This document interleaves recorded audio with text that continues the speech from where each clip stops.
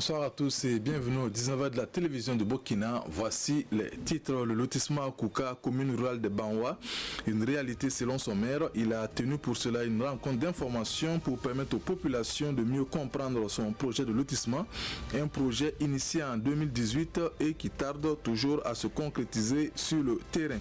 Et puis après un passage à vide, le FESMA, le Festival de musique, danse et autres arts de Tenkodogo renaît de ses cendres. L'édition du nouveau départ, la 5e, vient de refermer ses portes. Elle a connu la participation de troupes venues non seulement du Burkina mais aussi de pays voisins tels que le Togo ou encore le Ghana. Les jeunes du mouvement du peuple pour le progrès MPP sont allés à la rencontre des élèves et étudiants militants du parti dans la commune de Tanguène-Nassouri. Il s'agit pour eux de sonner le rassemblement des jeunes de la commune pour les défis futurs. Les échanges ont également porté sur la formation professionnelle des jeunes. Adama Guiti, Beleman, Herman, Nessotoui. Une délégation du secrétariat national chargé des élèves et étudiants du MPP à la rencontre de leurs camarades de la commune de Tanguène-Nassouri. C'est un exercice de mobilisation des troupes qui se traduit ici par des échanges directs sur les préoccupations des scolaires, la vie du parti, l'engagement et la détermination de la jeunesse de Tanguène-Nassouri à accompagner le parti au pouvoir. Nous avons beaucoup écouté les doléances des militants. Nous avons aussi pris des engagements, séance tenante, il faut aussi le dire, pour faire comprendre aux élèves, aux étudiants que ce n'est pas forcément par les concours que nous pouvons réussir. Il faut aussi passer par l'entrepreneuriat des jeunes qui est actuellement un secteur porteur pour les jeunes. La volonté d'accompagner cette jeunesse s'est traduite par la promesse d'offrir des formations à 100 jeunes et aussi la mise à disposition de ce centre d'études. Ils viennent, ils étudient, de tout bord politique, ils étudient, ils repartent.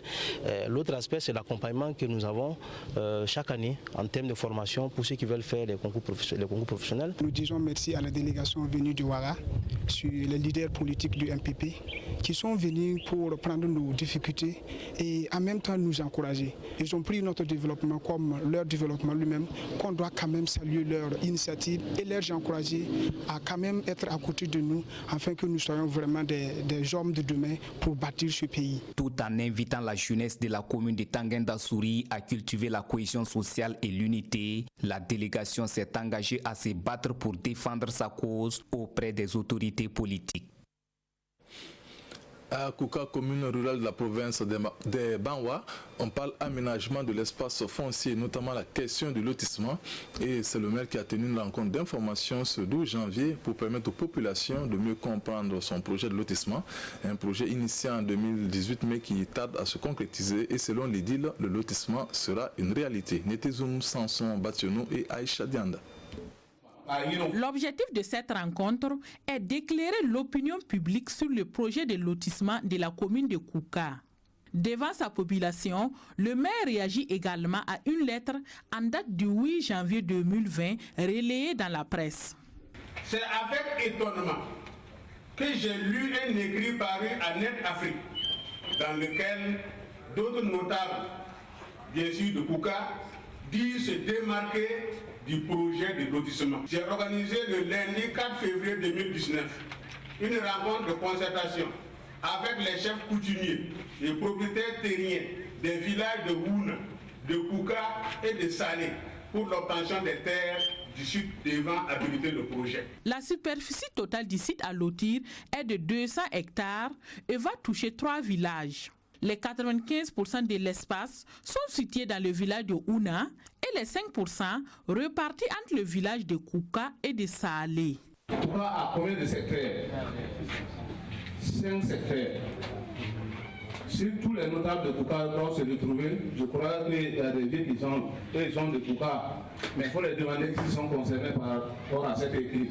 Ils n'ont même pas eu d'informations. C'est les gens qui ont la volonté seulement de tout faire pour que le lotissement ne soit pas. C'est ça seulement. Mais le conseil que je voulais donner, pas en tant que vieux, mais en tant que notable, en tant que personne aux ressources, quand vous avez un certain âge, Il ne faut pas plus se laisser trimballer par les jeunes, les enfants. Le dernier lotissement dans cette commune rurale située dans la province des Bawa date de 1996. Le maire appelle les fils et filles de Kouka à privilégier les dialogues pour le développement de la commune. Une salle de ciné pour saluer l'œuvre d'un cinéaste. Cela se passe à l'Institut français de Bobo Dioulasso. La salle de projection de cet espace culturel porte désormais le nom de Kolo Daniel Sanou. Le baptême a été suivi de la projection de l'un des chefs-d'œuvre du réalisateur, à savoir Tassouma, le film de la cérémonie avec Betty Binaon, Sirik Milogo et Ismaël Satounin Paris. La salle de ciné de l'Institut français de Bobo Dioulasso prend le nom Kolo Daniel Sanou, une dénomination qui rend ainsi hommage à une riche carrière cinématographique de ce réalisateur burkinabé. C'est de saluer d'abord un grand artiste et un grand cinéaste burkinabé, Kolo Daniel Sanou, Bobolé, enfin de la province du Oued, mais aussi à travers lui de saluer la création artistique, la créativité artistique, notamment dans le cinéma, mais pas seulement. Mais ici on est dans une salle de cinéma, et donc de saluer un grand artiste et la créativité du cinéma africain et burkinabé en particulier. Le Burkina est une espèce de capitale du cinéma africain à travers le FESPACO notamment. Et à tout seigneur, tout honneur. C'est donc le film Tassouma ou le feu du réalisateur Kolo Daniel Sanou qui inaugure les projections de cette nouvelle salle. Un film qui retrace les péripéties d'un ancien combattant en quête de sa pension de retraite. Pour le réalisateur, au-delà de sa personne, c'est tout le cinéma africain qui est honoré. Je suis très ému d'être honoré aussi grandement. Je le répète, cet hommage qui m'est fait, c'est à tous les cinéastes burkinabés, à tous les cinéastes africains. C'est une première au Burkina Faso qu'un nom de cinéaste est donné à une salle de projection cinématographique d'un institut français. Et pour rendre plus confortables les conditions d'accueil de l'Institut français de Bobo Dioulasso, des travaux d'aménagement sont prévus les jours à venir. Foi du diplomate français. Naba Sanré, chef de Boussé, a organisé sa fête coutumière comme il est de tradition. Cette fête qui marque le début de la nouvelle année est l'occasion de remercier les membres des ancêtres pour les bienfaits de l'année écoulée. C'est aussi le lieu de sensibiliser les jeunes générations sur la nécessité de préserver les valeurs traditionnelles séculaires. Maxime Zongo. Comme ses prédécesseurs, le Naba Sanré de Nabrabogo a quelques encablures de Boussé dans le Kourouyogo à la même période de l'année marque un arrêt pour rendre hommage à Dieu et aux ancêtres. Cette année encore, un thème d'actualité était au centre de la commémoration. Rôle et place des communautés pour la paix en période de crise était au cœur de la réflexion. Quand on parle de la fête de fin d'année, et d'autres c'est Nabasga, d'autres c'est Comparé, d'autres c'est Kinkiriga, il y a plusieurs appellations.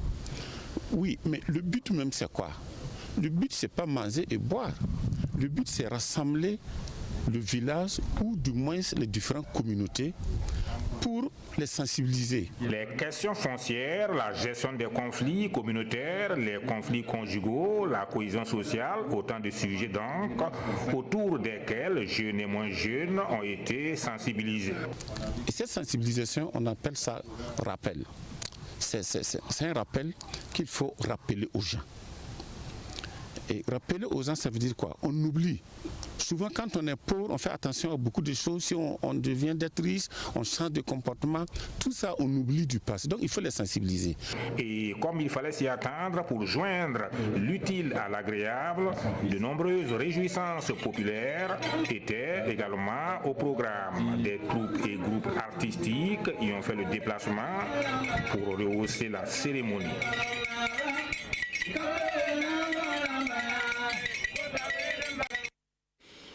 La culture s'est exprimée sous toutes ses formes au FESMA, le Festival de musique, danse et hautes arts de Tenkodogo.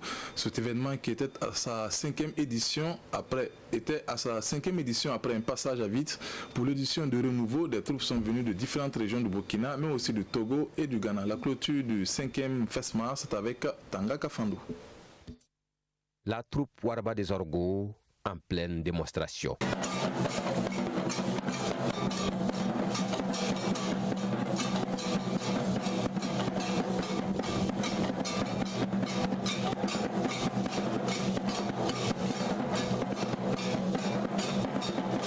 sommes à l'apothéose du festival de musique, danse et des autres arts de Tenkodogo. Un festival qui est à sa 5e édition et dont l'objectif est de valoriser la culture dans toutes ses formes d'expression. La culture est un élément central dans le développement d'une nation. Et je crois que c'était la philosophie au départ que nous avons eue. C'est pourquoi nous avons trouvé que c'était bon quand même de relancer l'événement pour faire en sorte que la région du centre-est, avec la région des savanes au niveau du Togo, et celle de Upper West Rugen du Ghana puissent ensemble regarder qu'est-ce qu'il faut faire pour pouvoir mettre en scène et réaliser un symposium international qui va se dérouler à Tenkodogo ici. Et à cette édition, en plus des traditionnels spectacles, s'ajoute une exposition et celle qui a attiré l'attention des festivaliers est cette décortiqueuse Made in Burkina, le fruit de l'ingéniosité de cet artisan du village de Malenga. Il faut saluer cette dynamique, cette initiative qui vient encore démontrer que notre culture a assez de potentialité qu'il faut continuer à valoriser. Cette relance de FESMAT est une occasion et lancer un appel aux uns et aux autres afin qu'on puisse appuyer cette initiative qui est locale. Des communautés sont venues d'ailleurs apporter leur contribution. Cela démontre et dénote clairement que la culture n'a pas de limite. La culture est un facteur de cohésion. Les meilleures troupes et artisans ont reçu des attestations et des primes d'encouragement et rendez-vous est pris pour la 6e édition en 2020. On s'arrête là pour ce soir. Merci de votre aimable attention. Vous avez rendez-vous avec Nathalie Kaoré pour le 20h. Bonne suite de programme et bonsoir.